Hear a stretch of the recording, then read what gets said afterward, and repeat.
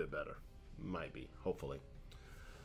All right, so as I was saying, so for the PC, I'm thinking those are the challenges, League Challenge, and the cups will be replacing the MSSs. It's neither here nor there. It doesn't really actually really fully matter what the actual title is, because this is basically what they're saying is that if you come in first, at the Challenge Cup, you can go to up to 4 of them, and that will be if you get the maximum amount of points. That's 15 points each.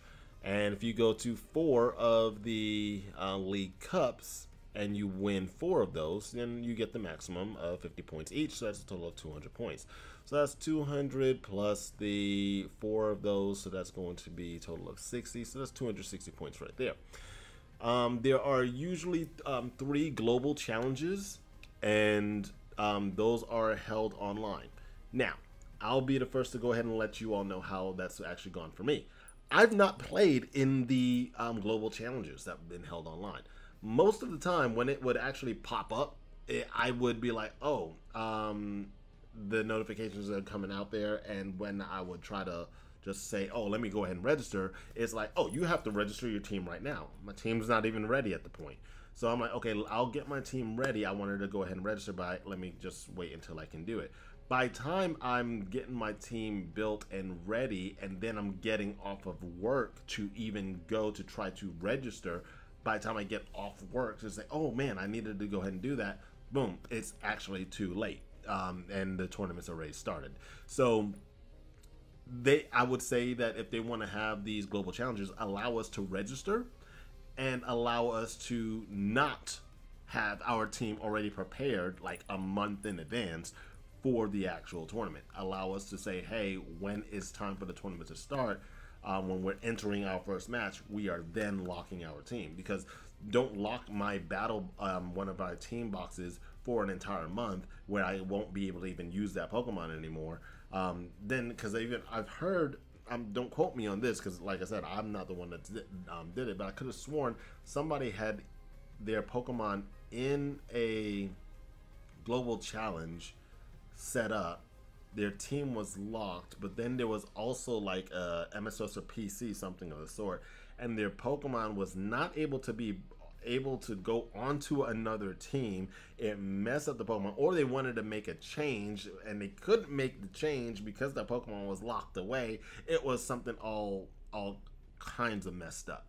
And they were trying to rush to get another Pokemon and things like that. And it's ridiculous because of that requirement. So if they want us to be able to participate in these, then give us the proper adjustments to something that's just completely nonsensical. I should not have to have my team already settled a month in advance if I'm still practicing and then trying to finalize my team and then going to try to make my team. And then I got to build it inside of the game. Now, you can have a maximum, there are 3. I mean, they're free to enter. So that's a good thing about it. But, I'm not sure it's where I also missed out on a lot of points because I did not participate in any of them. I just literally didn't have the time. My work schedule, the way how it was, I'm just like, there's no way I was going to be coming off of work, and then trying to play competitively after 13, 14-hour shift. That's just not going to work. But that's not, and I don't expect that type of treatment for everyone. Or for any special type of treatment or anything of the sort. Not at all. That's for just something for me. And if I can be more prepared for that, that's on my end. But definitely not trying to have my team a month in advance. It's just that's not sensible. Now here's my thing though, and this also goes back to what I was saying initially before, in terms of going to a regional. If you win a regional, my expectation would say, hey, if you win a regional and you go to another regional, even if you win that next regional, you can say, hey, you're an honorable mention of the winner of this championship, but the runner-up is technically going to be the winner, because you should not be able to win more than one regional if they expect that every winner of each regional should be able to also enter the World Championship. That's the way I stand it, because let's say, for example, what if, and I'm just saying, these are not even guarantees. Of course, none of this is a guarantee for anyone, but nonetheless, I will say, where people would talk about, oh, I would have a local scene, but the individual that shows up at my local is some famous name, and then nobody ever beats them, or something of the sort. So what happens if somebody shows up, wins, let's say they win 4, I don't know, challenge cups, right? So they get 50 points for each. But what if they keep going? Just to see if they can do their best to ensure no one else gets more points. So, if they keep knocking out the people so they cannot get 50 points, they are, one, continuing boosting their skill, and number two, also ensuring that they do not get maximum points. Therefore, a harder challenge for them to catch up to them in terms of the championships, for the standings of this top 75. What about that? Is there going to be any regulations on individuals after you've maximized your points? I get it. Like, let's say if you made, second place in one or something like that, so you have less points, so you're still going for your maximum. But what if you have 4 maximum wins? Should you be allowed to keep going, or could you only go and just be as a participant but not actually count towards the standings? I think that's something that needs to be addressed, because not only it could, once this is where it's a catch-22, and it's really makes, once again, for a very toxic scene. Either somebody can continue to show up at these events, but it can keep the local scene, lively, because they're there, more people are there, and they're all competing. But if they're just doing it just to really shut out the potential competitors, then at that point, that's where it leads to it just becoming toxic. Or, they could even potentially not go anymore, and people can continuously just not show up after they've gotten their maximum, and then the competitive scene at these local events will then therefore dry out. And then if they dry out, then these stores, since this is where these league cups and league challenges are going to be held, these stores will then no longer be incentivized to keep these tournaments going, and therefore we are going to continue losing out on our local scene. And that is a problem. So, lurk away, Key. Lurk away. So I don't believe that, is it a good idea that they've limited it to 4? That's honestly, it's fine. I was a little annoyed about, but I was like, okay, whatever. They reduced it to 4. But with us not even having a cap amount of points, period, and it's all about getting as much as possible in the season for the top 75, that is where there is a problem. So that's still the whole issue. Now, people, and here's also the other take that I actually have about this. And I know it's not everywhere, because while I was in Seattle, some of the event vendors will actually have their site posted, and they'll state what the format is. But then I've gone, where was it? I went somewhere, but no, there were some also other vendors that was also in Seattle, in the Seattle, Washington area. There was a ton when I was actually out there, but there was nothing listed. And then I show up to the event, and then they're like, "Oh, this one's best of 1." Oh, I wish I had known, because I brought a best of 3. But then at the same time, other people can always say, "Well, your team, even though it's even though your team is designed for best of 3, your goal is to try to win round 1. So therefore, as you're trying to win round 1, boom, you should be good to go. But if your opponent is doing something gimmicky that you're trying to figure out how to stop, and you're trying to adjust, but then if they take the win and then you're like, oh, I know how to stop it now, you're too late because it's best of 1. So you can do your own gimmicks as well if you knew in advance it was best of 1, but if you don't know it's best of 1, then you're SOL. And so I think that they all need to follow the same rule set if they're going to say, oh, this is going to be the VGC regulation, then fine. Then it should always be best of 3, should it not? Or if they should say all, for example, league challenges should all be best of 1s and all league cups best of 3. Maybe a set standard ruling would make more sense. So therefore we can be better prepared and say, okay, this is the tournament I'm going to, this is what I'm actually preparing for. But since that is usually left up to the vendors themselves, or whoever's hosting it, I think that is also an issue in that regard. So move on. So this is the list of championship points that you get at these events, and we still have the best of 6. But if at an international championship, if you came in first, boom, 750 points. And so basically, it's like people say, just win an international. But then here's now the not even win, just go to internats, because look at that, 350 points here, right? And that's first place at a regional. Why do they even give you any championship points listed? I don't know, because once you win, then you're automatically in the you're automatically get your invite to the Worlds. But whatever. But let's just say first place, 350 points. Boom. Top 32 at an international, 350 points. Well, 17 to 32 rather. And then, but anything even better than that, you're getting a ton of points.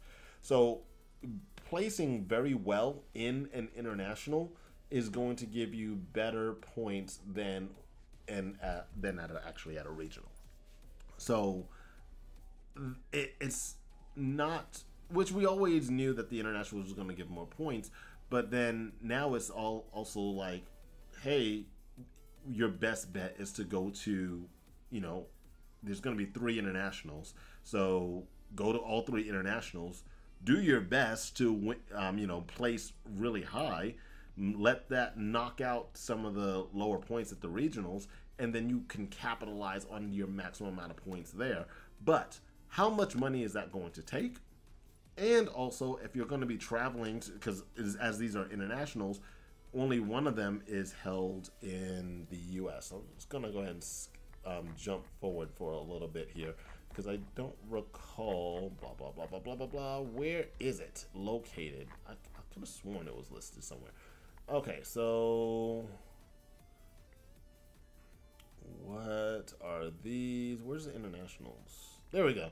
So this is a schedule for the internationals. We have Latin America, so that's going to be held in Brazil. Then you got one in the UK, and then we got the one in USA. So you have to look into, one, getting registered for these tournaments, which is very difficult to do. So that's already a challenge in itself. 2, you're going to have to travel outside of the country for 2 of the events. Regardless of where you are, you got to travel somewhere. And then 3, then place really well. And 4, make sure you actually have enough funds, because you're also going to have to support an actual trip because you're going to another country. Like the one, if I was to go to New Orleans, it's not going to be as expensive-ish in a sense. Well, it's still expensive, but not as expensive because I also know where I am. Versus, I'm in the U.S. versus going to another country is like, okay, that's what I expect for Worlds, not for, kind of for international, but now that it's a requirement because you want to get the maximum amount of points. Now, can we go to Brazil? I don't know if I'm gonna actually have the time for that. That's in November of this year. my contract at my job is going to end near the end of September.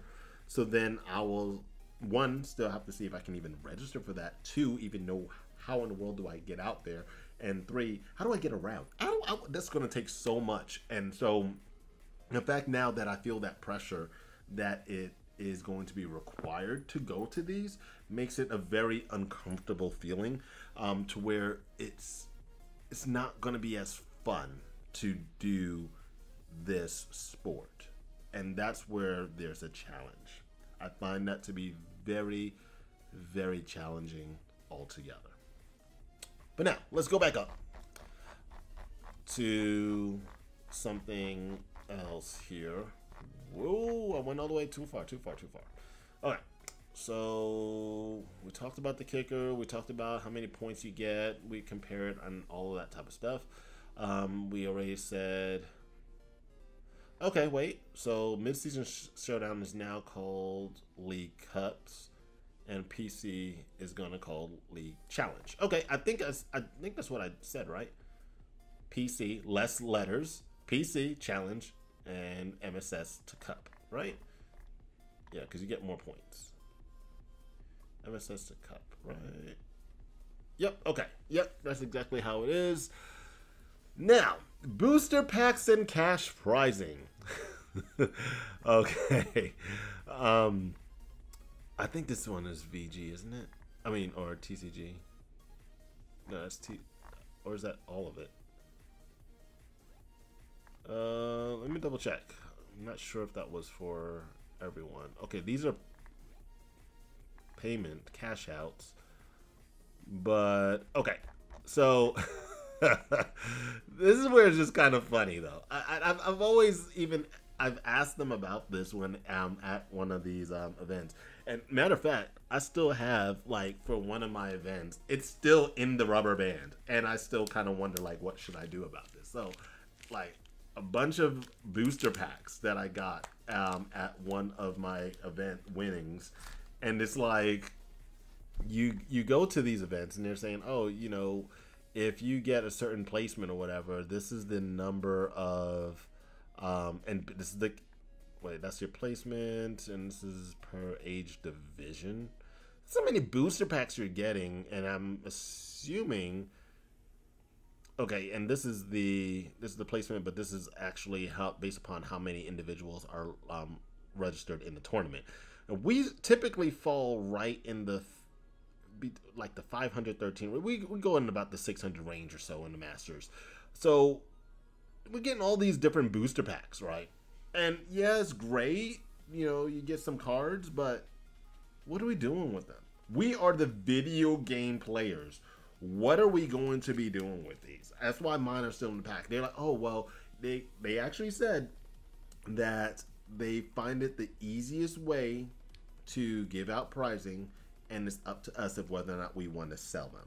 But then I'm going to basically have to, like, open these up, go through them, find out their value, and then try to sell them, and then go through all that process. And I'm just like, do I really even want to do all that? I kind of don't. So that's usually my problem with it. If somebody actually has the time and energy for it, I'm like, all right, go for it. But I just don't have that value in terms of that. Maybe I should just open them up and then say, oh, let me take the special a special card per pack because this is from my winnings. So maybe I'll keep a good card and then try to give it away or something. I don't know what I'm going to do with these cards. I don't play the card game. The card game confuses my soul. I just can't, for the life of me, figure it out. I can figure out Yu-Gi-Oh! I can figure out other card games, but Pokemon, for some reason, I just can't. So that's just my whole thing. So the booster packages, like, doesn't do it for me. I'm sorry. It really just doesn't. The cash prizes, depending on your age, that actually is, well, that's TCG. This is for the International Championship. I mean, they make, you know, bank. You make some good money in these tournaments. So I think this is still TCG. Yeah, that's still TCG. But that, oh my gosh, look at that first place, $25,000. But nonetheless, they put in a ton of money in getting their cards. So good for them. I'm okay. I'm all right with that. Now, but for VGC Masters Division, we get $6,000. Is that that right? Masters, yeah, first place, yeah, yeah, for any regional. You know, but there's a good chunk of change in these, you know, and honestly, if you go in the top 8, you're basically getting your how much you probably paid, if not just slightly less of how much you pay to go out there, depending on where your hotel is, if you got to rent a car, things like that, how much you pay on food and things of the sort, and whether or not how you had to travel to get out there. International championships, boom! Like if you make top 32, you're doing pretty good. Top 16, whew, getting some good money back, and then if you place higher than that, then you're putting some money in the bank. That is where it's definitely at. So this is where, of course, where it like incentivizes you on like really trying to prepare and trying to do your best in order if you're trying to go for the cash prize. That's all fine and dandy, but here's, you know, and then we talk about Pokemon Go, and then we talk about the travel prizes, if whether or not if you're coming from an out of region. But see, like if you're, so like let's say if you are, let's say if I'm in the region and I go to the New Orleans International, if I came in first, I'll get $2,000. But if I came from, let's say, the UK, I'll get $35,000. $3,500. So you know, which is cool. They're trying to compensate you for the amount of travel that you have to do. So I guess that's where they say, hey, if you're really wanting to go to these international championships and you're ready to play really well, then you got to go and really prepare yourself for it. But nonetheless, one thing that I would also say that they would have to tell us much further in advance, not like 30 days in advance, not 2 weeks in advance. I want it months in advance. You know, if they're saying, hey, they know when these tournaments are being held, for example, these international championships, why don't they say it's going to be this regulation in that tournament?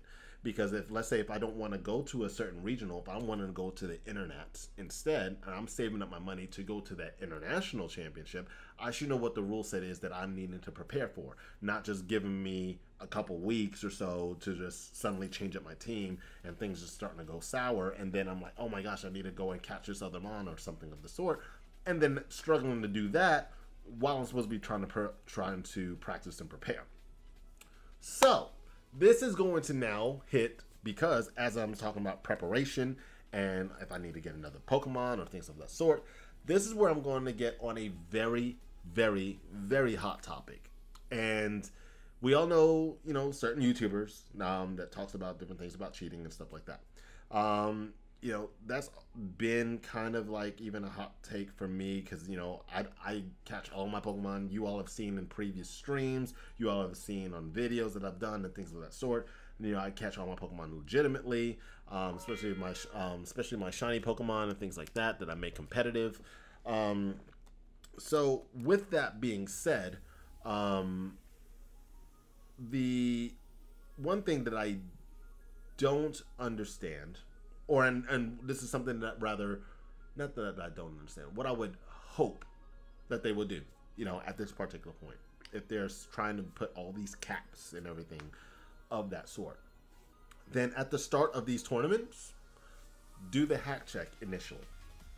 And I know this is going to be a very hot take for a lot of individuals, but let's say, for example, you're trying to prepare for something, like prepare something new, changes in the rules, or you figure out that you got to get another Pokemon or something of the sort, and you really have to like grind really fast or grind to get this Pokemon, do the proper stats. It doesn't take as long, but you know what I'm saying. You got to go through it, versus some other individuals that are just like, okay, I'm gonna just re-practice with this, okay, this is perfect, and then I just hack it in, call somebody up, they hack it in, whatever. They're like, I don't hack any Pokemon, and they get their friend to send it to them. Okay, but so they use all that time they're practicing, you using your time, and you're trying to build that Pokemon. Okay. Then you go to this tournament, and you face off against this other individual. Let's say it's only like the top 16. They beat you. They're ranked number 16, you're 17. They go on to the next event, right? Then they do this random hack check. That individual that just beat you is now suddenly disqualified. Your rank does not jump up to the top 16. You're still out of the tournament. You know, if it moved up to that rack or whatever. You know what I'm just giving a scenario. So if they are wanting to add on all these caps and do all these regulations and things like that, then I would strongly suggest that all of these hack checks and everything is done at the beginning of the tournament. Take the extra time, especially since there's going to be less rounds and things of that sort, because there was that talk about how the maximum number of rounds we're going to be playing, but they're going to be working out those numbers and things of that sort. But what they should be doing is doing all those checks initially and ensuring that everybody that's competing at that particular point is competing on their full legit state, because it bothers me to no end that somebody can then get beaten out and leave upset while then their opponent has gone up to another rank and gone to the next day tier or whatever, and then they get removed from the tournament because they decided to do a random hack check at some other point in time in the secondary day or something like that. That absolutely blows. And hot take, that's what I'm saying. I know it's a hot take. Some people say, oh, you know, they don't, the hacking in or generating Pokemon should be allowed, blah, blah, blah, blah, blah. Regardless of that, the rules are what it is as it stands right now. So I would say that if they're going to keep those rules, then that's what they should do. Or if they are going to not keep those rules, then if they say, hey, everybody can hack in, I still don't think I'm gonna hack anything in. But then I'll be like, oh well, you know, people can hack it in. Maybe that will be something for me to invest in if that was the case, if I knew how to do it. But you know, that's neither here nor there. What if I just recently restarted my Sword and Shield, but it was my Shield version. But and I'm going through the DLC now because I'm starting to do some of the max layers because I still have some new other legendaries that I still need to like reclaim, and then also I have to whatchamacallit, get the what's that thing called? It's not that I had to, but I am going to get another Calyrex, and I'm going to go for a 0-speed Calyrex. Now, what if somebody was to just hack one in? That will take them 5 minutes when I'm still playing through well, not the entire game, but I've gotten up to where I got the Shiny Charm. So then after the Shiny Charm, which was like number of hours of play, then went over to the Crown Tundra. I just recently did that and just got back to the Crown Tundra and unlocked the max layers. I have not done the rest of that story yet, but then I'm going to have to play through that story, then start the process of catching the Calyrex. But then I also need to probably make sure that my Pokemon are actually leveled up so I can actually, in fact, catch the Calyrex. Because I really don't think I want to catch it in the Master Ball. That part's on me, but nonetheless, I'll have to catch it like a million times and then determine whether or not if it's going to be, you know, 0 speed or not.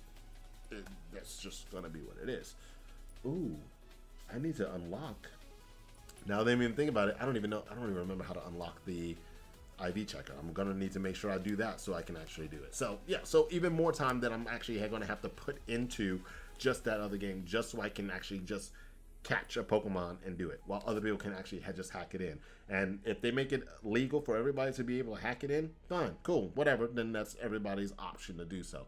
But if it is not going to be legal to do that, then we need to make sure that it is identified in advance before we go to these tournaments. Because if all of this is on the line, our placement is on the line, everything, then they need to make this a little bit more stringent in terms of that. Because that now, at this particular point, is creating that very volatile and hostile environment to where if I say if you have an unfair advantage, I'm going to have a problem with that. Simple as that. That is what it is. There was something about our Swiss rounds. Now they were talking about the Swiss rounds of how this was talking about like for how many players are there and how many rounds we're going to be playing on day 1. Then if you make it to day 2, how many rounds you'll be playing on day 2, etc., etc. And this is where we typically fall into. So we'll play total of like 11 rounds. Then, but day one, instead of 9 rounds, we'll be playing 8 rounds. And then if you are X2, then you can actually go into day two. And then you got to play 3 more rounds. Now, one thing I've never really fully understood, which I've not done the research to try to really identify and understand it. All I know is just like, just don't lose more than 2, and then you make it a day 2, and then you try to figure out what happens after that. Because it's just saying that, all the way up until, there was something about it. There it is. After all Swiss rounds are completed, the top 8 competitors, plus all competitors with the same number of match points as 8th place, to a maximum of 32. So basically, that is a total of, is it 39 players? Or actually, technically, I guess it should be 40 players. Because it's top 8 plus anybody else up to a maximum of 32 people if they all have the same number of points as the 8th place person of that day to advance into an asymmetrical top cut single elimination bracket. So, so if you're in the top 8 in terms of points, everybody will still play, because if it's not going to be like, oh, you're top 8 and you just didn't have a resistance of your same resistance as somebody else, and that's the only way how you're going to be in the top 8. Now it's like, oh no, if you make that number of points to make top 8, boom, you're in, as long as it's the top 32. So there's still going to be a bracket of resistance, I firmly believe, based upon that. But now, whether or not there's going to be 32 additional people at top 8 with the same numbers of points as the 8th place person, I'm not sure if there's going to be that many people, but nonetheless, if there is the case, then that's how they'll make it, and then you'll still have another chance to make it into first place. So that is a good adjustment, I'll say that. So you could actually have a couple bad matchups, but let's say if you can still just pull your wins as much as possible, try not to be too lenient on your opponents and just go for it at this particular point, you're going to have to, because Worlds is on the line, and you got to make it to that top 75 place, top 75th place, or top 75. Or just win the regional or win an international, or top 4 of the international, and then you're going to be in the World Championship. So once again, what is this creating for us? Well, this is, goes back into the home versions where we have the online tournaments and things like that. But hopefully that they're going to give us some more information as to saying, hey, what the regulations will be. Maybe you can register your team later, if that's going to be the case for like an online global challenge or things like that, which we've already touched on at this point already. So with that being said, altogether, I'm thinking that this is going to be a very dark scene, honestly. A very dark scene. And I don't believe it's great for the player base, because we're going to have to really, for lack of better terms, really hammer out our opponents. And you got a lot of people that build teams together, and then they're saying, oh, trying to see how well everybody does. And that's the goal, saying, oh, let's all try to make it to Worlds. Let's do this, get enough points, boom, boom. But now it's like, if you compete with somebody and then they say, oh, what's your breakdown? What's your stats? I'm now even more inclined to say, I'm not saying anything, because top 75 is on the line. Unless I win a tournament, there's literally no point for me to be now friendly to say, this is my stat breakdown. Here's what I was doing with my team. Because, that's what people should do. If they win those rounds and they go on the live stream, and then when they get interviewed and they start saying, oh, tell us what you're thinking about your Pokemon. What's going on with their stats, blah, blah, blah, or something like that. Saying, okay, no, I'm not going to really talk about my team at all, because top 75 is on the line. If we do that from this point forward, what will they do? What will they do?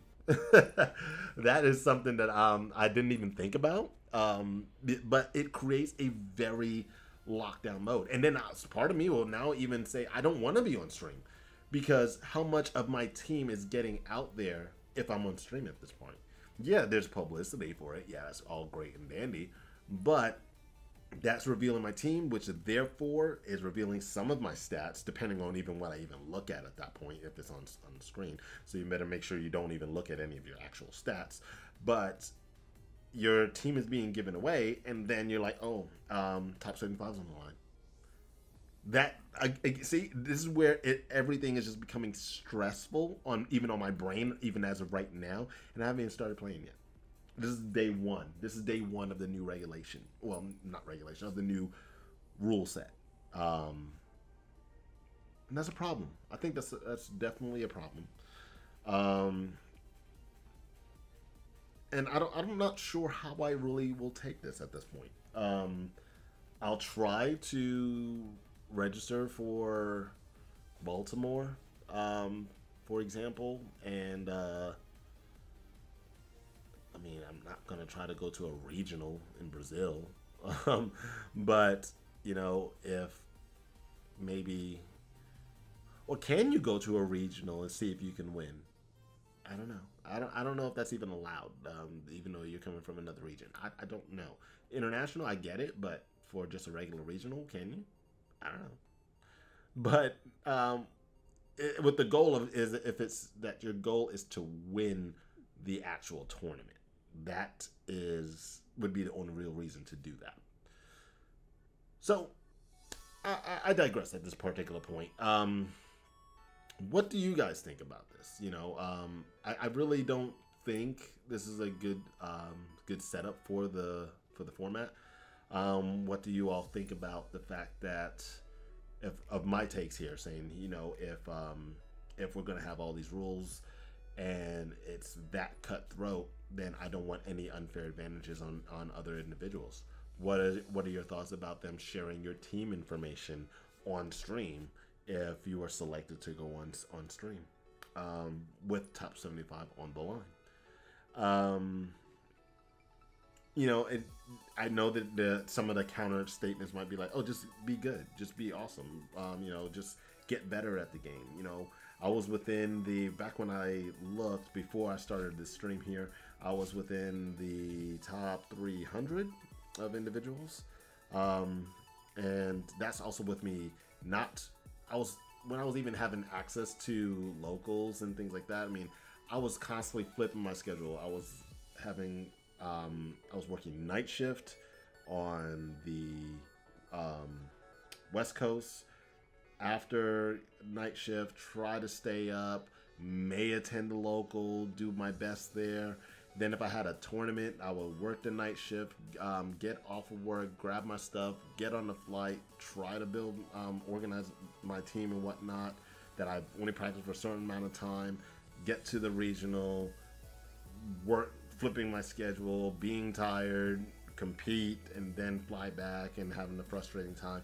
You know, and it just depends on the whole setup. And my mind was already saying, okay, for 2025, I'm gonna really grind it out. I'm gonna work hard on trying to make sure I'm always on day shift, really try to see if I can be somewhere to where I can have access to these locals. And then they started taking them away. That was the first announcement when they were switching it to League Cups and whatnot. And I was like, you know what, fine, I'll still try to, I was already making plans of where to go and where there might be some available and things like that. And then this new set of rules came out. And then I'm like, wow, they're just really narrowing everything down. And I firmly believe it's possible, and this is just my hunch, that their main reason for doing this is because that they are placing the next gen game, the official format gen game, on delay for a better product. And since they're doing that, we are requiring a longer time in the Scarlet Violet series. And because of that, and they're going to be replaying like these rule sets, for example, or maybe mythicals or something like that, they probably say there's no need to keep having a large tournament of the Scarlet Violet series. Maybe that's what they're going for. I am not 100% sure, but nonetheless, I don't agree with it. I really don't. And like I said, I don't want anybody having any unfair advantages. Hack check everybody in the very beginning, if that's going to be the case. I want everybody to, I would hope that everybody can still have fun, but can we have fun in this? I don't see it. And because of that and that much stress, I'm not sure if that is going to be a format that I'm going to want to play in. Now, I'm still going to be doing my streams, and like I said, if I end up not doing the 2025 season after all, but my nurse practitioner program is going to end up starting, that means I won't, if they change it back, I won't be able to play for the next 3 years. That seriously, and maybe I can attend an event or something, but I won't be able to do it. So that's where there's going to be a big challenge in that regard, and I'm not sure what's going to be the future here, but I'll still play VGC stuff. I'll still stream that, and I'll even stream other games at that point. But we'll just see how it goes. So, starting to ramble a little bit at this particular point. For those of you that are watching this on YouTube after the fact, let me know what you guys think in the comments below, because I like to hear what you all think about what's going to happen with this venue here. Like, do you think it's too much, too little? Well, not too little, obviously not too little. What would you hope for based upon anything that I've discussed, or if there's anything else that you would like to add about it? But that's where we will end it here. I'm going to get ready for building a team, because as you all know, I have the the roulette stream coming up. Oh, you probably don't even know the date, but it's going to be this coming Wednesday. Today's Monday, yeah, so Wednesday, to where we are going to do the Lugia and Murkrow team that was decided upon that roulette. So that's going to be the case that I will be doing. So with that being said, this is going to be the Right Kazi signing off. You all know what to do. You stay strong. You power on. And I'm going to catch y'all later.